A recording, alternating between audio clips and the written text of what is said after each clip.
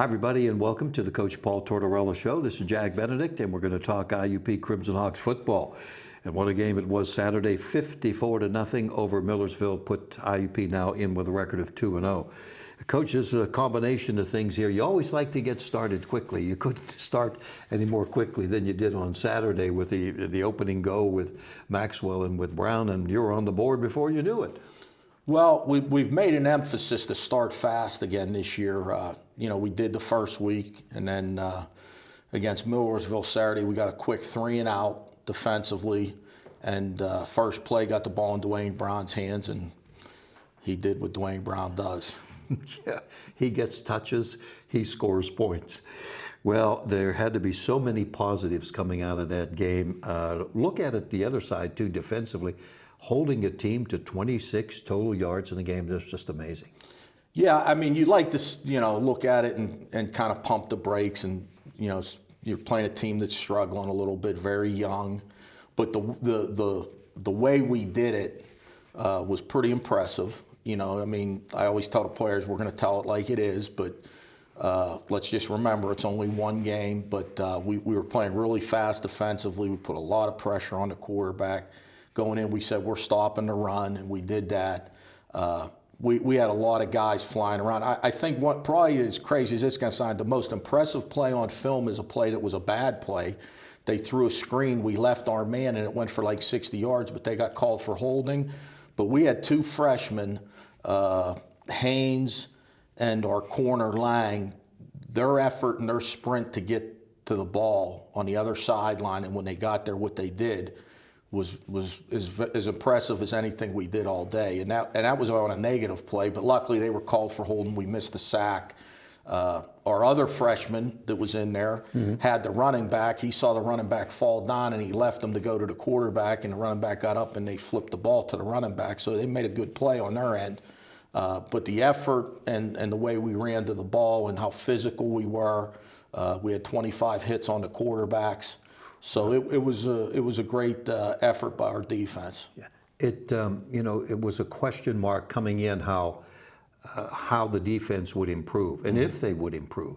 But we're seeing this, aren't we? That they are improving. Well, you got guys like Fisher and Mitchell who are now in their second year starting inside that are giving us great play inside.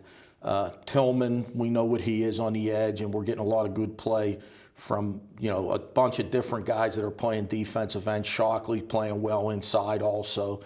The two linebackers, we're getting what we expect. They played really fast on Saturday. Amendola had a great game. He had 3 or 4 hits on the quarterback, on blitzes, on adding on to the rush. And then we're getting better play now from our secondary. Our corners are playing really well. We started Javonte Haynes, a true freshman at Star. He played well. Cobb got in the game a lot. He played almost the whole game. Then we had Shaq back, which makes a big difference. He played very well in the first half when he was in there. And Mike Nash is now, in his second game starting for us.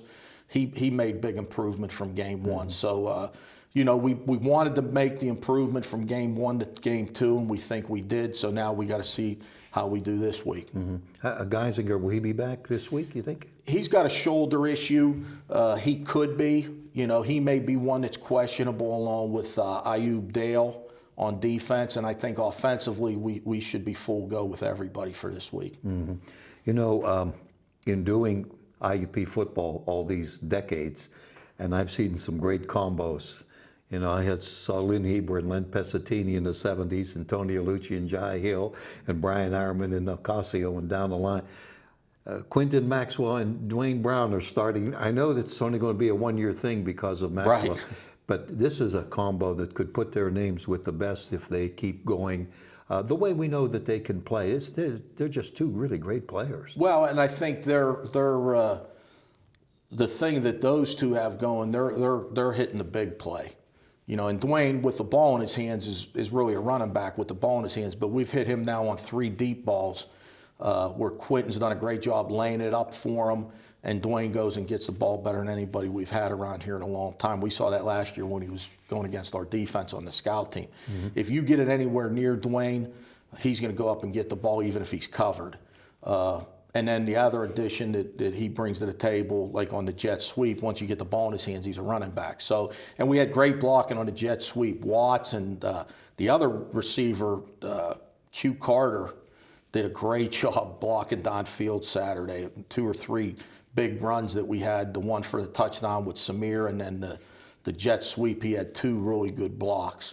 And then Dwayne made a guy miss, and just like Samir did on the one power that we ran for a touchdown. But the blocking at the point of the attack was really good. And, with the threat of our run game, it's really opening up big plays downfield with Quentin being able to get the ball down the field. And you had the opportunity to get all your running backs in too, which, get Adam Hauser, Malik Anderson, a couple of pass plays. I mean, you incorporate a little bit of everything with these guys. We played 5 running backs. Malik did a great job in the first half. He's like our third down back. He's good in protection, good receiver out of the backfield. He made 2 great plays in the pass game, catching on drive routes. In our empty package, one was 3rd and 16, we made a first down. The other one was 3rd and 10, and we made a first down, hitting him. And then we had Hauser and Beleg, obviously. And then we played all 8 wide receivers with, Cam Turner came in the game in the second half, and he got 2 touchdowns on 2 big pass plays where he ran by the defender on the one. And the other one, we see it on defense. It's a 50-50 ball in man coverage, and Jalen laid it up there and gave him a chance to make a play, and he made a play. The defender didn't play the ball. So, those were 2 really big plays for a young guy that hasn't played for us. It's, the first time he stepped on the field for us, and he got 2 touchdowns. So that was interesting to see. He can really run, and, he's down the line a little bit on the depth chart, but he can hit he can run by guys on deep balls, and Jalen did a good job on both of them. The long touchdown was perfect throw. I mean, it was right there, and then Cam broke the tackle and went into the end zone. So that was exciting to see also. Yeah, I guess you never know who's going to show up and add to your depth. I was talking about Cam Turner.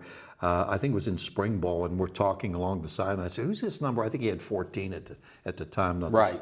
And so we find out who he is, and he's catching passes everywhere. But Jalen got the opportunity now. He hadn't had much opportunity at Toledo, did he? No, and he played well. He missed a couple checks, but he made a good throw on a sail route to Dreyer. Dreyer played both on offense and defense. We played him some on defense also. Well, I saw you working him this past week. Yeah, he got to play two series on defense at Star. We're just trying ways to get him on the field. He played on all the special teams. He had a nice catch on a sail route from Jalen. We don't change our offense when Jalen's in there. We run the same offense with the skill guys that we have. I thought our offensive line, we played 9 offensive linemen. They all did a very good job. We didn't play McAllister a whole lot. I think he only played 2 series, and we got him out of there because he's still not 100% with his ankle, and he doesn't like that. But we get him out of there because we're going to err on the side of caution. John Robinson went in there and did a great job. Gouvermont did a great job. So, we're really happy about where we're at right now, and we just got to continue to get better. Mm-hmm. You, of course, play a schedule. It's mandated, so here, and you're not sure from year to year who's going to be good, who's not. What I'm bringing up is I heard an interview with Nick Saban this past week. Right. And they're questioning him about some of the teams he's playing. He said, well, and they were asking him, can you get better when you play these teams? He said, yes, you can, because you prepare for an opponent, and that doesn't change. Is that right? Well, yeah, until Saturday, nothing really matters about what the other team is. You prepare and you practice for what they're doing, but we're getting better. Like last week, we got better in practice against each other. And then Saturday comes and we're playing an opponent, and now on Saturday you're dealing with the opponent, but really Monday through Friday, you're not dealing with the opponent. You're doing things against what they do, and you match things up and you practice certain schemes, but you're going against each other. And when we play, some weeks we do more good on good. Our ones go against each other in practice on offense and defense, and we still do scout team stuff. Sure. But some weeks we'll do more good on good, like last week and probably this week, because we want to improve during the week. Like you said that at Alabama, they're trying to get better during the week, and that Saturday is like the test. Yes. So we do a good job in practice of competing against each other, and it makes us better. Lock Haven comes in with a record of 1-1. They've had two different type games. They romped over Lincoln University, which customarily is not a good program. Right. And then Clarion came out and scored, I guess, on the first 4 possessions, and Right. they lost that game. They do have an All-American tight end, which is something, they don't usually win about 2 games a year. But give me a little bit about them this year. I think they're better offensively than they've been defensively. They've struggled a little. They struggled a little bit Saturday against Clarion. Gave up a bunch of big plays. Their quarterback, who was out last year with an injury, is a good athlete. I believe we played against him 3 or 4 years ago at Lock Haven. It might have even been 4 or 5 years ago. He had a year off, then he was hurt and missed a year. He's been there a while. He's a good athlete. We've seen him on film for a couple years now when we played teams that played Lock Haven. Is this Knight? Knight. He's a good athlete at quarterback. So he provides them with a dual threat offensively. And they're very young. They're playing a lot of freshmen on defense. So, it's the same scenario that we talk about. We need to worry about IUP this week in practice, and then come Saturday, we'll worry about Lock Haven. Mm-hmm. There's a lot going on this coming week. Hall of Fame weekend, country concert, trying to build up the events, all kinds of things that tie in, giveaways by the student co-op. I know these are things you have to put on the outside, but it's nice to see this is developing. Operation 5,000, like to get 5,000 in the stands. And sometimes I think these attendance records, I'm not sure where they're coming from. But you need to do it on the field. I know that's the thing. Absolutely, but our players are very aware when we're playing at home. We've played well on the road. We've played well at home. We're aware of the surroundings, the crowd, the tailgating, et cetera, but once, the ball's kicked off, that's all external things that we don't worry about. But it is nice that, our athletic department and Todd Garzarelli are doing a great job to make the game day experience a little bit better in regards to not just a football game. And the attendance figures, I don't really know how that goes, but since I've been the head coach, I've looked at the attendance figures numbers-wise, and I must be not seeing another 2,000 people that are there if somehow it's not translating on the attendance. But, we love to play at home. Our players love to be the university's team and the community's team. They take a lot of pride in that, and, we'd play every game at home if we could. Yeah, who wouldn't? I noticed that Millersville listed 1,450, and somebody had written and said, well, gee, I was there, and there were more than 1,450 people there. You look at it, both sides were pretty full. We had a great following at home. We filled up the visitor side, and, I looked up at the beginning of the game, and, I looked at the home side. I didn't see very many empty seats. No, it was a nicer day. It wasn't too hot. It was a noon start.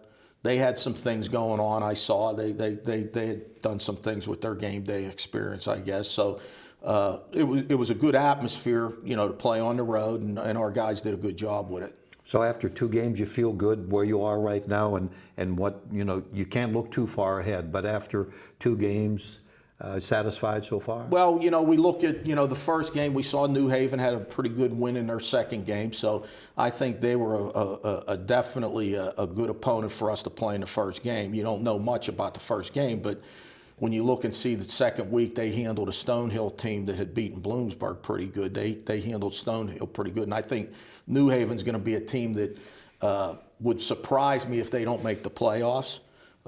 Not to put pressure on them, but I do think that they will vie for a playoff spot in the region. On the road, you never know what you're going to get. We were very happy with how our team handled our first road game and how we played. And we took care of business. We played hard. We gave great effort. We were, disciplined. We had a couple penalties that we got to clean up, but other than that, a couple procedure penalties. I thought that we really did a good job for our first road game. Okay, well, only 5 games to see this team, and another one coming up with Lock Haven Saturday. Coach, good luck to you. Thanks for joining us again. Appreciate it, Jack. Coach Tortorella with us each and every week. We talk Crimson Hawks. A lot of things going on Saturday. Kickoff is 4 o'clock. Come on out early. Enjoy the entire day. For the coach, this is Jack Benedict, and we hope you have a good evening.